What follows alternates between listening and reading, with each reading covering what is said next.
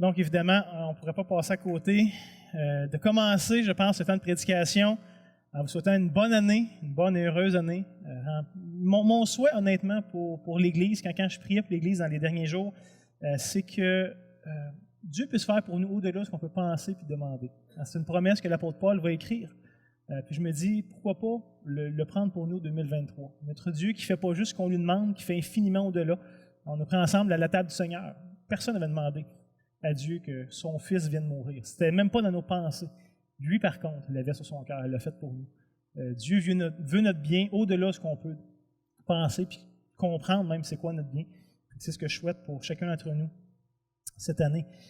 Comme c'était mentionné, je pense, on termine ce matin la série de Noël sur les fameux cadeaux qui sont offerts à Jésus. Tout bébé naissant dans la crèche, tout faible, fragile, vulnérable, et se fait offrir 3 cadeaux. Et on va regarder le dernier de ces cadeaux-là ensemble ce matin.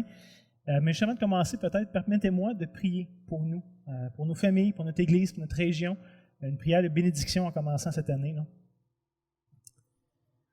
Alors, Éternel, alors qu'on est ensemble, réunis en ton nom, selon ton commandement, on commence cette nouvelle année et on veut venir devant toi pour recevoir ta bénédiction. À la fin, tu es le Dieu qui donne la vie, qui donne le souffle, qui donne tout ce qui est nécessaire à l'être humain pour te connaître, pour croître, pour se développer. Et donc, Seigneur, c'est vers toi qu'on veut se tenir ce matin. On réalise qu'on est tellement faible, qu'on est tellement limité. On ne sait pas ce que les prochains mois, les prochaines semaines, même pas les prochains jours nous réservent. On a des plans, on espère des choses. Mais Seigneur, tous ces plans-là te sont soumis à toi. Toi qui vas orchestrer les circonstances, qui vas pourvoir favorablement ou défavorablement ces plans qu'on fait. Seigneur, on se rassure ensemble ce matin dans le fait que toi, par exemple, tu connais ce qui va se passer dans les prochains jours, les prochaines semaines, les prochains mois, que pour toi, il n'y a pas de surprise, que pour toi, il n'y a pas d'imprévu. Seigneur, tu es le grand Dieu omniscient qui connaît tout, qui peut tout et qui va tout faire pour notre bien. Seigneur, on te remercie d'avance que ta volonté va s'accomplir dans chacune de nos vies. Dans les bons moments qu'on va être capable de profiter et de se réjouir, et même dans les temps d'épreuve, ta volonté va s'accomplir dans chacune de nos vies, même à ces moments-là. Notre Dieu, on sait qu'on a désespérément besoin de toi, de ton secours, de ta présence. Donc, s'il te plaît, continue à marcher avec nous, à marcher avec nos familles, marcher avec notre Église. Seigneur, apprends-nous à marcher avec toi. Dans cette marche, c'est jamais toi le problème. C'est souvent nous qui sommes déficients à bien des égards. Donc, toi, marche avec nous et apprends-nous à marcher avec toi. Et que ta puissance, je te prie, se manifeste au milieu de nous, qu'on puisse produire des fruits dignes de toi, dignes de l'Évangile. Seigneur, j'ose te prier ce matin d'affermir ton peuple. Et même, j'ose te prier de sauver un grand nombre d'âmes dans la région. Parce que je suis convaincu que ta grâce est encore disponible en 2023. Que tu es un Dieu qui sauve encore en 2023. Et Seigneur, de ta bonté, utilise-nous pour annoncer cet évangile glorieux. Utilise-nous pour agrandir ton royaume, je t'en prie. Et merci parce que ta grâce va être suffisante en 2023. Comme elle l'était en 2022, puis en 2021, puis en 2020, merci que ta grâce est suffisante. Dans tout instant, dans toutes circonstances. Seigneur, aide-nous à s'appuyer sur toi, sur ta grâce en toutes choses. Seigneur, pour terminer, on veut te donner la gloire, l'honneur et la puissance, parce qu'on reconnaît que c'est à toi que ça appartient, notre Dieu, notre Sauveur. Donc, c'est dans le précieux nom de ton Fils Jésus qu'on prie ces choses pour nous, pour nos familles, pour notre Église, et pour cette région dans laquelle tu nous as placés, Seigneur. Amen. Donc, comme ça a été dit cette année, on voulait s'attarder d'une série de Noël à l'autre. Évidemment, on ne réinvente pas la nativité, mais on essaie de trouver des angles un peu différents d'une année à l'autre pour nous permettre d'apprécier ou réapprécier la nativité. Et cette année, on voulait s'attaquer à la signification des cadeaux que les mages ont offerts pour célébrer l'arrivée de Christ, qui, selon leur compréhension, était le roi des Juifs. Évidemment, ces hommes ne connaissaient pas tout, ne comprenaient pas toute la grande histoire, on avait un fragment, mais ils savaient par contre qu'ils venaient honorer un roi. Je vous rappelle Matthieu chapitre 2, les versets 1 à 2. Jésus est né à Bethléem en Judée, au temps du roi Hérode. Voici les mages d'Orient arrivèrent à Jérusalem. Pourquoi est-ce qu'ils vont à Jérusalem?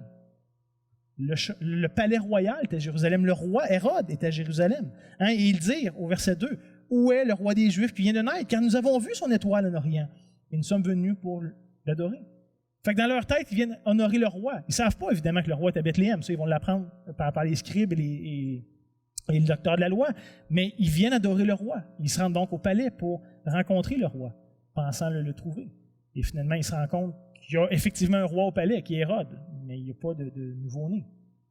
Comme on l'a vu jusqu'à maintenant, l'or représente cette royauté de l'enfant qui vient de naître. L'encens représente le rôle de prêtre que Jésus va incarner durant son ministère. Et je vous rappelle, il y a ce phénomène extrêmement intéressant où la royauté et la prêtrise se réunissent en Christ. C'est impossible. La prêtrise venait de la tribu de Lévi.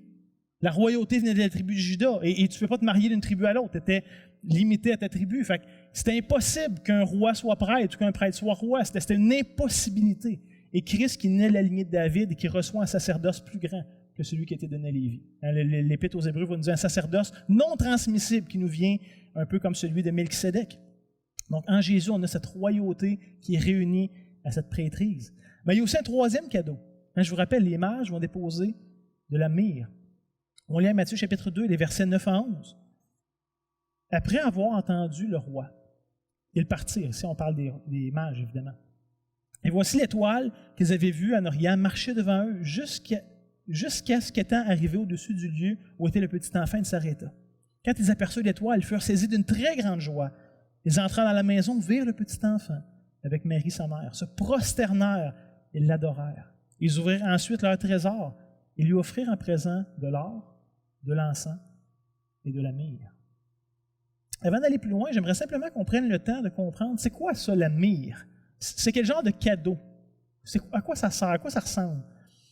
J'ai trouvé cette petite photo où la myrrhe se décline de deux façons essentiellement. C'est premièrement des genres de petits cristaux, on va voir, c'est une genre de résine qui est cueillie d'un arbre, mais ça peut être dilué dans l'huile, dans d'autres choses pour faire un genre de parfum ou de liquide très, très odorifique. Essentiellement, la myrrhe, si je prends une définition commune, c'est une gomme ou une résine aromatique, donc très flagrante, là, très odorante, qui vient de ce qu'on appelle tout simplement l'arbre à myrrhe. Ça, c'est mon ami Google qui m'a trouvé à quoi ça ressemblait. Fait que c'est supposé ressembler à ça, l'arbre à myrrhe. Et originellement, dans l'Ancien Monde, ça venait principalement d'Éthiopie. C'est la place où il y en a beaucoup qui poussent, apparemment. Donc, ça ressemble à ça sur le tronc. Ça fait comme des petits cristaux de sève, de gomme, de résine qui sortent et on la récolte tout simplement avec un outil. Et c'est tout simplement ça, la myrrhe. Dans l'Antiquité, c'était un parfum qui était très rare, très dispendieux. Comme je vous dis, ça venait d'Éthiopie. Là, les faits qu'on regarde ensemble ce matin se passent dans le Moyen-Orient. Fait que c'est une distance immense, là, de partir d'un pays d'Afrique jusqu'au Moyen-Orient. Fait que c'était quelque chose de rare, de dispendieux, qui n'était pas à la portée de tous. Et dans l'Antiquité, c'était un parfum qui était entre autres utilisé dans les cérémonies funéraires pour embaumer les morts. À cause de l'odeur qui était très, très puissante, très flagrante, on embaumait les morts avec ça. Lorsqu'on lit les Écritures, on peut voir que la myrrhe est utilisée quand même dans différents contextes. Ce n'est pas uniquement pour l'embaumement, quoique c'est principalement pour ça. On voit par exemple que la myrrhe, c'est un bien commercial très convoité. Je vous rappelle, lorsque Jacob va, vous vous rappelez, il y a une famine, il envoie ses fils en Égypte chercher du grain. Joseph, qui est leur frère comme déguisé, qu'ils ne reconnaissent pas, va les mettre en prison. Il va dire, il est où votre plus jeune frère, qui était en vrai son frère biologique de la même mère. Et donc, il va garder Siméon avec eux, si je ne me trompe pas, c'est Siméon en tout cas. Puis là, il renvoie les autres en disant, prouvez-moi que vous n'êtes pas des espions, ramenez-moi votre frère. Et là, il retourne voir leur père Jacob. Et qu'est-ce que Jacob envoie comme présent au Pharaon, ou à Joseph comme second sous Pharaon? Il va envoyer des amandes, il va envoyer du miel. Dans un contexte de famine, c'est des produits très, très précieux. Ils vont aussi envoyer de la myrrhe. On comprend à quel point ce que c'est des biens commerciaux assez précieux, très, très convoités. On voit aussi dans la Bible que c'est un produit de luxe, que c'était souvent utilisé par les rois ou par des gens très importants. On lit entre autres dans le livre d'Esther que Esther, avant d'être présentée au roi pour devenir sa femme, qu'est-ce qu'elle fait? Pendant 6 mois, elle se purifie puis elle se oint d'huile pour se préparer au roi. Fait qu'il y a vraiment ici cette idée-là de luxure, d'excès que la myrrhe amenait, souvent même dans un contexte comme ça royal. On sait aussi que c'était un élément central dans l'adoration de l'Éternel. On sait que la myrrhe était un des ingrédients qui faisait partie du parfum qui brûlait continuellement dans le temple, dans le tabernacle, devant la présence de Dieu. Ce n'était pas le seul élément, mais il faisait partie de cette recette unique ou exclusive de parfum que Dieu avait donné à son peuple. Recette que personne ne pouvait reproduire sans être mise à mort. C'était vraiment exclusif pour l'adoration de Dieu. Et finalement, comme ça a été lu tantôt dans le texte que Jonathan nous a lu, la myrrhe était aussi utilisée comme une sorte de narcotique. Je vous rappelle qu'on en avait offert à Jésus de la myrrhe mêlée de vin qui est un genre de narcotique ou d'analgésique qui avait pour but de diminuer la douleur. Jésus, évidemment, ne l'a pas pris, mais ça lui avait été offert. Mais comme on l'a dit dans l'Ancien Monde, la myrrhe était principalement utilisée dans un contexte funéraire. Par exemple, les plus anciens textes qui nous mentionnent ça dans un contexte funéraire, c'est chez les Égyptiens, qui avaient peaufiné ou développé beaucoup d'embaumer leurs morts avec un mélange de myrrhe et d'aloès. L'idée des momies, puis toute la préparation funéraire qui pouvait prendre jusqu'à 2 mois, des fois, dans certains cas.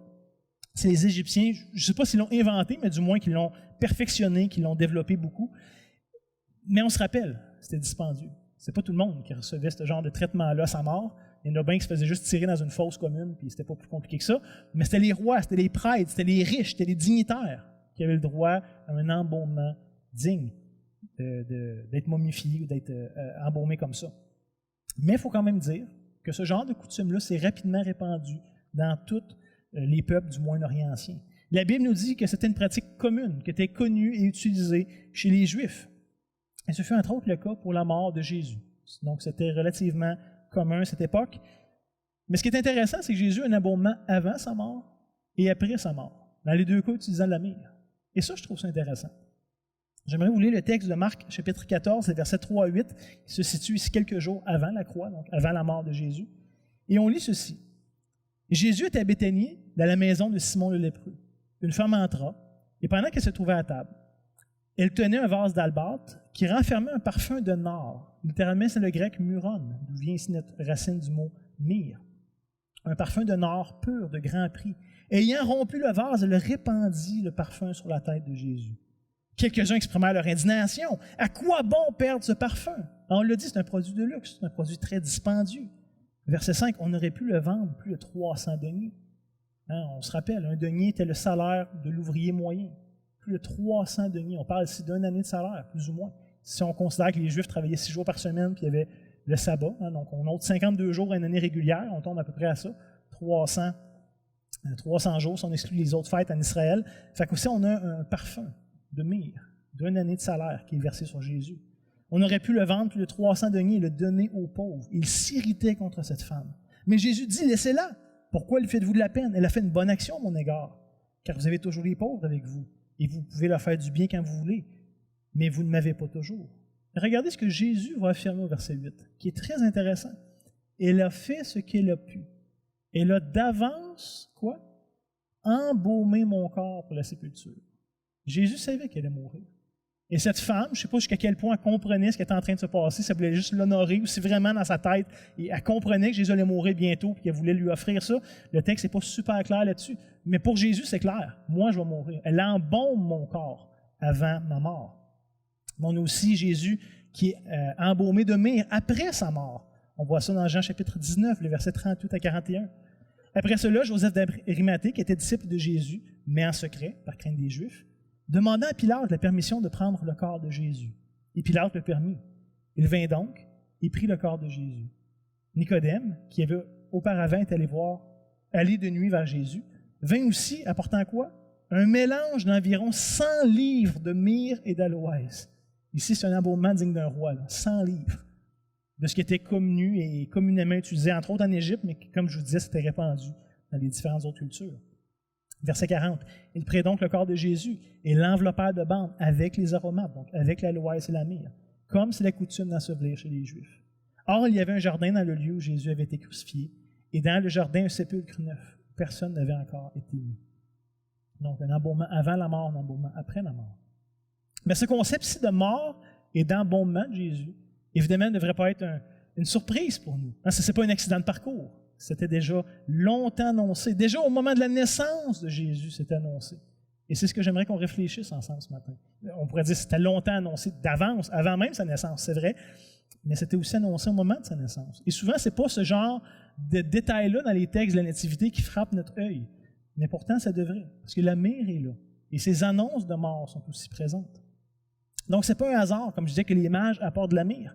C'était pour annoncer que quelque part, cet enfant-là allait mourir. Le roi allait mourir. Et il y avait à avoir un embaumement digne d'un roi. On ne réalise souvent pas, mais la myrrhe, ce n'est pas un cadeau à faire à un enfant. Ce n'est pas approprié. C'est comme l'équivalent peut-être aujourd'hui d'aller dans un shower de bébé puis d'offrir un cercueil, d'offrir des préarrangements funéraires, d'offrir une pierre tombale, de dire « Regarde, j'ai écrit son nom avec l'année de sa naissance, il manque juste l'année de sa mort. » On pourrait dire, quelque part, c'est un beau cadeau, dans le sens que c'est utile, tôt ou tard, ça va servir, et ça coûte des gros sous, c'est un cadeau de valeur. Mais c'est clairement pas approprié à offrir un enfant. Il y a quelque chose de malaisant à offrir de la myrrhe à un enfant. De la même manière que ce serait malaisant d'offrir un cercueil à un enfant. Même si c'est utile, même si c'est un cadeau d'un grand prix, c'est pas approprié. Et c'est ça ici qui devrait nous frapper dans le texte de ce matin. C'est inapproprié dans le contexte de la naissance d'un enfant, mais souverainement orchestré, planifié par Dieu. Les mages ont donné de l'or parce qu'ils étaient rois. Dieu a permis. Ils ont donné de l'encens parce qu'ils étaient prêtres. Et ils ont donné de la myrrhe parce qu'ils allaient mourir. Le roi et le prêtre venaient pour se sacrifier. Ou sinon, d'une autre manière de le voir, je pourrais dire. On a beaucoup mis l'emphase sur l'or qui est la royauté, l'encens qui est la prêtrise et la myrrhe qui est le sacrifice. Mais il y a peut-être une autre manière aussi qui serait intéressante de le considérer. L'or, évidemment, représente toujours la royauté, mais l'encens ici représente cette divinité. L'encens qui est offert au Dieu. Ou à l'Éternel, comme j'ai dit dans le contexte du tabernacle, mais l'encens avait cette connexion avec le transcendant, avec le divin. Donc peut-être ce que l'encens représente, cette divinité, et donc la myrrhe représenterait son humanité. Le fait qu'il était mortel, qu'il était vulnérable, comme vous et moi. Le roi du monde est en même temps le médiateur des hommes. Et c'est ce que la Bible nous dit. Il est à la fois pleinement Dieu, mais aussi pleinement homme, comme vous et moi. Et c'est ça finalement l'incarnation. C'est ce qui rend Noël, ou ce qu'on fête à Noël aussi, spécial. Le Dieu transcendant, tout autre, le Créateur, est entré dans sa création, pas comme le grand Créateur tout-puissant, mais venant comme un homme. Il était à la fois le Créateur, mais il n'est pas venu juste comme ça. Il s'est incarné, il a pris la forme d'une créature. Il y a quelque chose ici d'extraordinaire, où le Créateur se fait connaître à nous, comme nous, à notre niveau. Donc la myrrhe, ça représente cette idée du sacrifice, ou de la mortalité de l'enfant qui est dans la crèche. Tout petit, tout beau, tout innocent. Il vient mourir. Donc oui, il va être roi et prêtre, mais ça va aussi être le serviteur souffrant qui est annoncé dans l'Ancien Testament. Dans Jésus, le roi des rois, le souverain sacrificateur par excellence au-dessus de tous les autres. Mais on a aussi cette image qu'il est l'agneau de Dieu qui ôte le péché du monde, qu'il est le sacrifice parfait. Il n'est pas juste le grand roi, il n'est pas juste le grand sacrificateur, il est le sacrifice parfait. Et la myrrhe nous pointe vers cet élément crucial, vers cet élément central du ministère de Christ. Il est venu pour ça. Et c'est ce que Jésus lui-même va dire. Lorsqu'on lit en Marc 10, verset 45, c'est Jésus qui parle. Il va dire « Car le Fils de l'homme est venu, non pour être servi, mais pour servir et donner sa vie. » Pourquoi est-ce qu'il est venu? Pour donner sa vie, comme la rançon de plusieurs. Le Messie est né explicitement pour mourir pour son peuple. Et au-delà des miracles et du bien qu'il a fait, des enseignements qu'il a donnés, puis toutes les grandes choses glorieuses que Jésus a faites sur son ministère terrestre, il venait pour mourir. Il y avait un but en s'incarnant, il y avait un but en naissant, et c'était celui de mourir.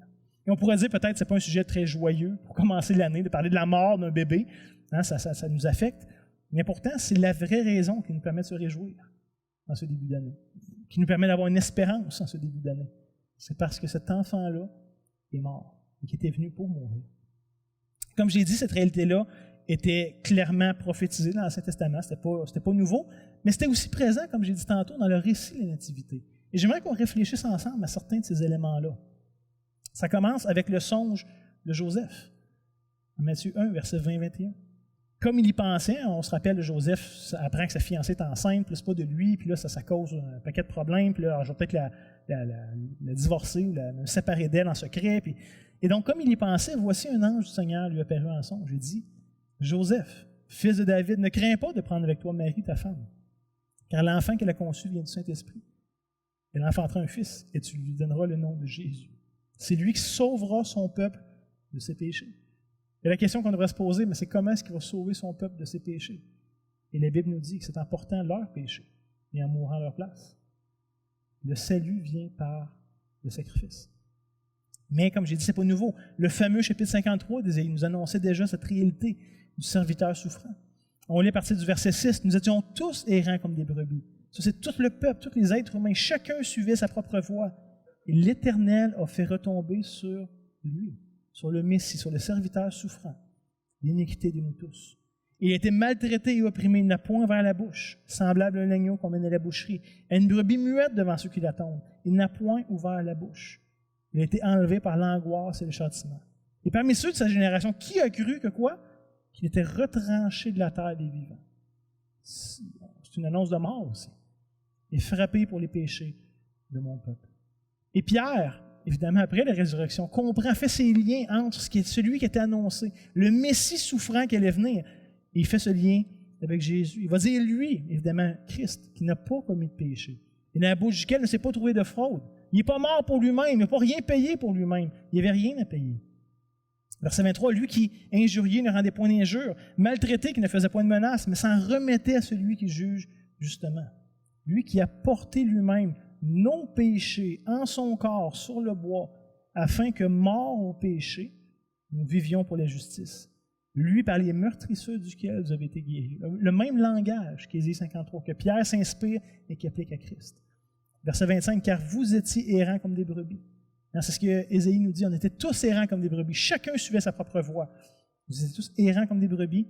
Pierre nous dit, verset 25, « Mais maintenant vous êtes retournés vers le pasteur, le gardien de vos âmes. » C'est Christ. Donc ce Messie si glorieux, puissant, qui est annoncé, qui allait racheter Israël, qui allait conquérir les nations, tout ça, hein, qui est question, c'est dans le récit de la Nativité, de ce Messie. Il est le roi des cieux, définitivement. Il est le grand prêtre, définitivement. Mais il vient humble, fragile et mortel. Et regardons dans le récit de la Nativité même, ces éléments qui nous annoncent déjà cette idée de mort. On a cette annonce des anges au berger en Luc chapitre 2, les versets 9 à 19. « Et voici un ange du Seigneur leur apparut, et la gloire du Seigneur resplendit autour d'eux. Ils furent saisis d'une grande frayeur. Mais l'ange leur dit, ne craignez pas, car je vous annonce une bonne nouvelle, qui sera pour tout le peuple le sujet d'une grande joie. N'ayez pas une grande peur, au contraire, ayez une grande joie. Pourquoi? Verset 11. C'est qu'aujourd'hui, dans la ville de David, il vous est né un sauveur, qui est le Christ, un Christos, le Messie, le Seigneur. Et voici quel signe vous le reconnaîtrez. Vous trouverez un enfant emmailloté, couché dans une crèche. Imaginez, voici le Messie qui s'en vient, le roi de la lignée de David. Vous allez le reconnaître à quoi? Par ses armes, par son armée, par son... Non, il est couché dans une crèche, tout petit, tout humble. Verset 13. Et soudain se joint à l'ange une multitude de l'armée céleste, louant Dieu et disant, gloire à Dieu dans les lieux très hauts, paix sur la terre parmi les hommes qui l'agréent. Lorsque les anges eurent quitté pour retourner au ciel, les bergers se disaient les uns aux autres, allons jusqu'à Bethléem, voyons ce qui est arrivé, ce que le Seigneur nous a fait connaître. Ils y allèrent en hâte et trouvèrent Marie, Joseph et le petit enfant, le Messie, couché dans la crèche. Après l'avoir vu, ils racontèrent ce qui leur avait été dit au sujet de ce petit enfant. Tous ceux qui l'entendirent furent dans l'étonnement de ce que disaient les bergers. Et regardez bien, si Marie gardait toutes ces choses et les repassait dans son cœur. Imaginez à lui la visite d'un ange qui va lui dire, tu vas porter le Fils de Dieu. Elle tombe miraculeusement enceinte en étant vierge. Son fiancé Joseph a un songe. Zacharie et sa femme Élisabeth confirment par l'enfant, par Jean-Baptiste qui est dans le ventre Tu sais, il y a eu plein d'événements particuliers qui annonçaient que cet enfant-là allait être tout spécial. Et Marie gardait ces choses, les repassait dans son cœur. Et c'est clair qu'elle ne comprenait pas tout. Mais il y avait toujours cet rappel que cet enfant-là allait être spécial. Et comme je disais, que cet enfant-là allait mourir. C'est ce qu'on voit entre autres dans Luc chapitre 25, le verset Luc 2, versets 25 à 35, où on a cette annonce ici de la part de Siméon, qui était au temple à Jérusalem lorsque Marie et Joseph allaient faire circoncire Jésus. On lit au verset 25, « Et voici, il y avait à Jérusalem un homme appelé Siméon. Cet homme était juste et pieux et attendait la consolation d'Israël, et l'Esprit Saint était sur lui. Il avait été divinement averti par le Saint-Esprit qu'il ne mourrait point d'avoir vu le Christ du Seigneur. » Donc, il avait reçu une prophétie particulière. Verset 27, « Il vint au temple poussé par l'Esprit, et comme les parents portaient le petit enfant Jésus pour accomplir à son égard ce qu'ordonnait la loi, il le reçut dans ses bras, bénit Dieu et dit, « Maintenant, Seigneur, tu laisses ton serviteur s'en aller en paix selon ta parole, car mes yeux ont vu ton salut. » Pas juste celui qui va faire le salut, ils ont vu ton salut. Christ est le salut promis, c'est en lui qu'on est greffé. Car mes yeux ont vu ton salut. Verset 31, « Salut que tu as préparé devant tous les peuples, lumière pour éclairer les nations et gloire d'Israël ton peuple. Verset 33, son père et sa mère étaient dans l'admiration des choses qu'on disait de lui. Hein? 8 jours avant, il avait entendu les bergers annoncer ces choses-là. Et là, wow, attends, il y a des anges qui sont appelés aux bergers, et là encore un homme poussé par le Saint-Esprit qui ne connaissait pas, qui annonce ces choses-là au sujet de ce petit bébé qui pourtant venait juste de rencontrer, qui ne connaissait pas non plus. Hein, ils étaient dans l'admiration des choses qu'on disait de lui. Simeon les bénit et dit à Marie, sa mère, « Voici cet enfant est destiné à amener la chute et le relèvement de plusieurs en Israël, et à devenir un signe qui provoquera la contradiction. » Et j'attire votre attention sur le verset 35. « Et à toi-même, une épée te transpercera l'âme, afin que les pensées de beaucoup de cœurs soient dévoilées. » Encore une fois, certainement, ce que Marie ne comprend pas tout ce qui se passe ici, mais son cœur va être transpercé 33 ans plus tard, parce qu'elle va voir son fils agoniser sur une croix romaine, portant sur lui la malédiction, le péché et la colère de Dieu contre son peuple, contre le péché du monde. Donc, frères et sœurs, ici, c'est tellement important de réaliser que le concept de la mort est présent à travers tout le récit de la Nativité. Longtemps prophétisé d'avance, oui, mais présent même dans ce récit, où on a même un Hérode, hein, jaloux, vert de jalousie, qu'un autre roi serait né en Israël, un compétiteur à mon trône. Moi, j'ai reçu mon autorité de César. Qui est cet enfant qui ose venir contester mon règne et qui va envoyer ses soldats faire périr l'enfant Jésus? Évidemment, Dieu va protéger son fils, va l'envoyer en Égypte par un songe qu'il va donner à Joseph et Marie, mais des enfants vont mourir à Bethléem. On ne sait pas combien, mais plusieurs enfants de 2 ans au-dessous vont périr. La mort était présente dans le récit de la Nativité. Et à travers tout son ministère, Jésus va être rejeté. Et on va tenter quand même à plusieurs reprises d'essayer de le tuer. Je vous rappelle, au moins une fois, ils veulent le pousser en bas d'une falaise. Ils veulent le faire périr. Au moins 2 reprises dans les évangiles, ils vont essayer de le lapider. On voit à travers toute sa vie que les autorités vont essayer continuellement de faire des complots pour le faire mourir, de le prendre en piège, de trouver une raison de l'accuser. Depuis sa naissance, la mort a poursuivi Jésus, jusqu'au moment où il va être pendu sur une croix romaine pour porter les péchés, la malédiction du peuple. La mire était donnée à cet enfant-là parce qu'il venait pour mourir. Et malgré que ce soit extrêmement macabre comme réalité, on n'aime pas l'idée d'un enfant qui vient pour mourir, mais c'est quand même au cœur de l'Évangile. Si Jésus n'était pas mort, la mire serait superflue. Ça n'aurait rien à faire à être donné à un enfant. Mais à cause de son identité, à cause de qui il était, la mire est un cadeau effectivement approprié. Mais Christ est venu s'incarner comme vous et moi. C'est ça l'incarnation, c'est ça Noël. Pour prendre sur lui notre humanité au point d'expérimenter la mort. Il n'est pas venu se déguiser en être humain. Il a vraiment pris sur lui la nature humaine, ayant mis la possibilité de mourir, alors qu'il était Dieu. Dieu ne peut pas mourir. Son humanité, par exemple, était soumise à la même réalité que vous et moi. J'aime dire, dans un sens, que Jésus a même eu une meilleure expérience humaine que vous et moi. On va tous mourir tôt ou tard, c'est une fatalité. Je ne sais plus qui disait ça, il y a 2 certitudes dans la vie, payer de l'impôt puis mourir. Mais c'est une question de temps, on va tous mourir. Lui a déjà connu la mort. Chose qu'on n'a pas connue encore, ça nous attend, c'est la fatalité de ceux qui vivent dans un monde déchu, mais lui a déjà connu la mort, expérimenté la mort. Nous, on ne sait pas c'est quoi, à quoi ça ressemble, puis comment est-ce qu'on va vivre ça, mais même jusque-là, jusque dans cet extrême-là du vécu humain dans un monde déchu, Jésus peut compatir. Il sait c'est quoi. Il peut nous accompagner dans ça. Il peut comprendre. Et quand on y pense, c'est vraiment un sauveur extraordinaire qu'on a, qui ne nous abandonne pas, même pas dans le moment le plus décisif de notre vie. Lorsqu'on va quitter cette terre, rendre notre dernier souffle, il comprend, il nous accompagne, il nous accueille même dans ça. On a un sauveur qui est pertinent, oui, pour cette vie, mais pour l'éternité. Frères et sœurs, la mire nous donne cette assurance que notre sauveur peut réellement compatir avec nous, jusque dans l'aspect le plus décisif de nos vies, hein, où on va faire face au dernier ennemi, qui a déjà été vaincu par lui, mais qu'on va quand même devoir faire face.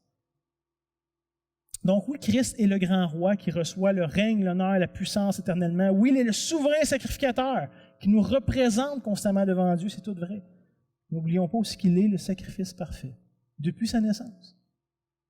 Et c'est couvert de son sang, de sa justice, qu'on peut se tenir devant un Dieu parfaitement juste et saint, mais en étant pur, digne, acceptable, pardonné.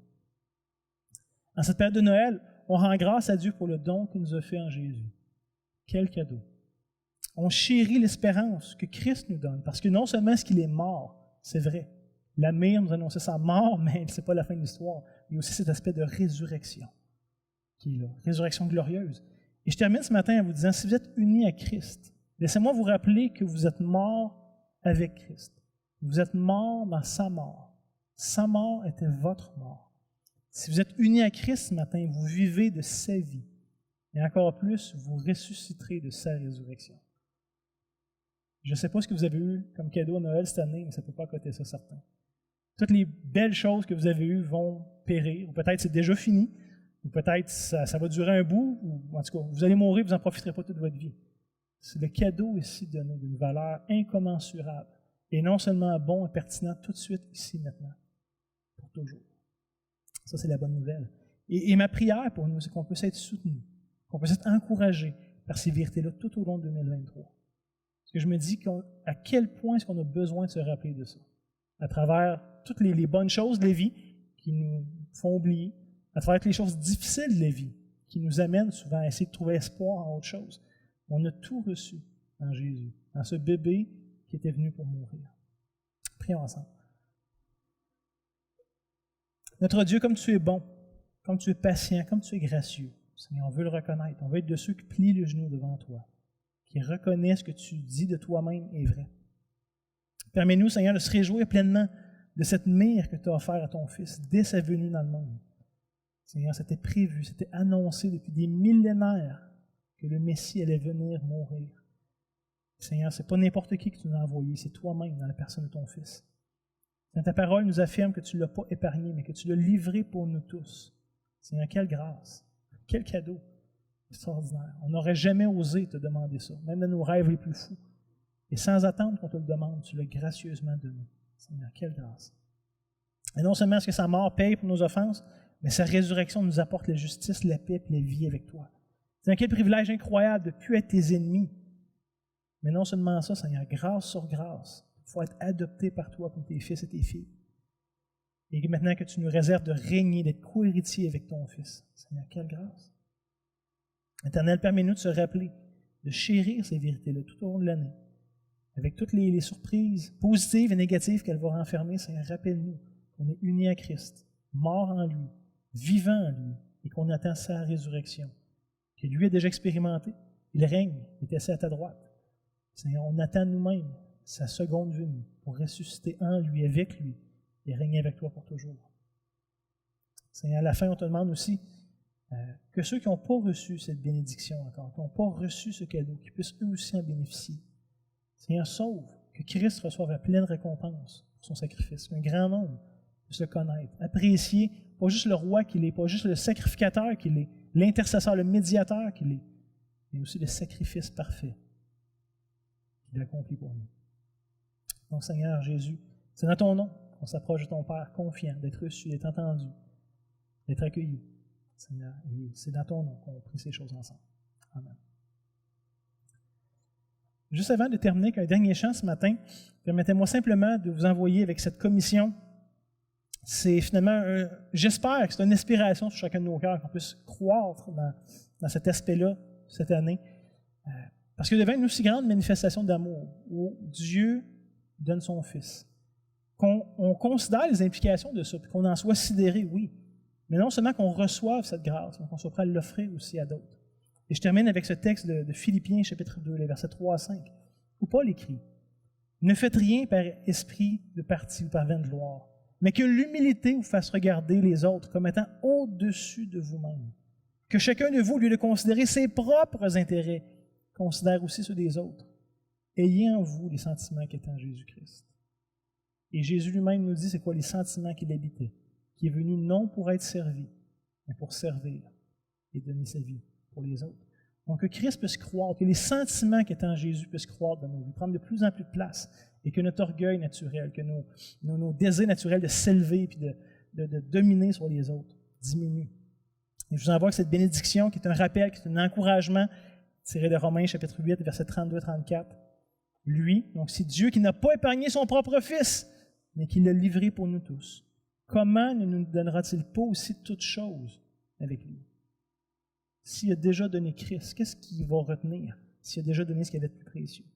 Verset 33, qui accusera les élus de Dieu? C'est Dieu qui justifie. Qui les condamnera? On est encore condamnable, mais il n'y a plus de condamnation pour ceux qui sont en Jésus-Christ. Qui les condamnera? Christ est mort, bien plus, il est ressuscité. Il est à la droite de Dieu, il intercède pour nous. Donc, on peut s'encourager cette année par ces vérités. Et je vous dis, il y a assez de gaz là-dedans pour nous faire traverser tout 2023 sans problème. Qui accusera les élus de Dieu? Christ a été donné pour nous. Donc, bonne année, que Dieu vous garde. On termine avec ce dernier chant.